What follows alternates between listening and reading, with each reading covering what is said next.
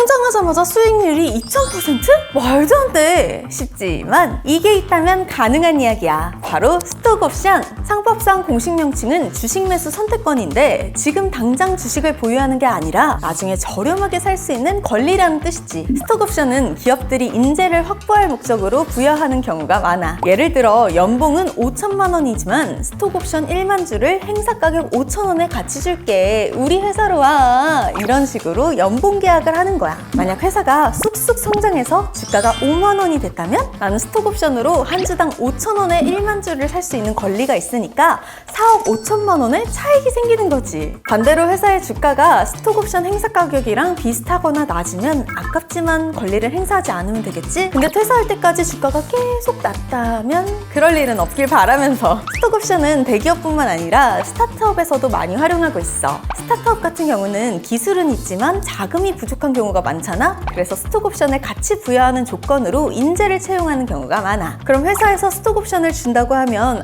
감사합니다 하고 그냥 받으면 되냐? 아니, 스톡옵션을 받을 때 주의해야 할 점 크게 두 가지가 있어. 먼저 법적인 부분. 스톡옵션을 발행하기 위해서는 꼭 주주총회를 거쳐야 해. 심지어 이건 일반 결의가 아닌 특별 결의 사항이야. 만약 사장이 스톡옵션을 마구 남발하면 시장의 유통 주식 수가 늘어나겠지? 그러면 기존 주주들의 주식 가치가 희석되잖아. 그래서 행사 기간, 행사 가격, 자격 요건 등 세부 내용을 정해서 주주총회를 꼭 거쳐야 하는 거야. 또 주총결의가 끝났다고 바로 효력이 생기는 게 아니라 계약서까지 작성을 해야 효력이 발생해. 그리고 스톡옵션을 행사하려면 2년 이상 재직은 필수! 나는 사장님이랑 1년으로 합의해서 계약서 썼는데요?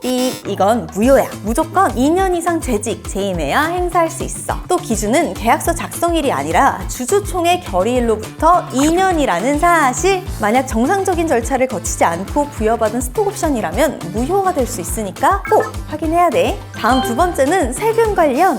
세금 얘는 진짜 빠지지를 않네. 일단 스톡옵션을 행사하면 시가와 행사 가격의 차이만큼이 소득으로 잡혀. 전 사기만 했지 아직 안 팔았는데요?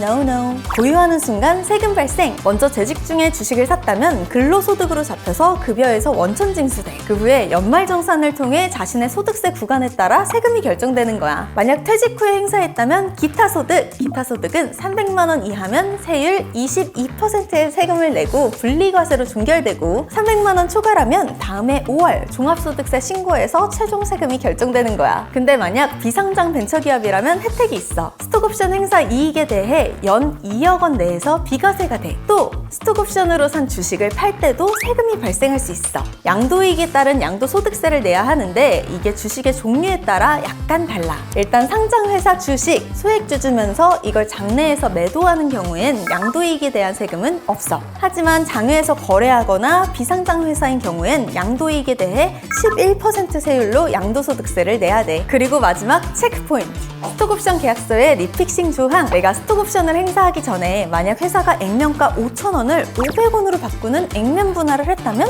내가 받아야 하는 주식도 바뀌어야 손해가 없겠지? 스톡옵션 계약서에는 일반적으로 리픽싱 조항이 포함되어 있지만 혹시 모르니까 꼼꼼히 확인하자. 근데 이런 일 드라마에나 나오는 거 아니야? 그래도 인생은 모르는 거니까 잘 부탁드립니다.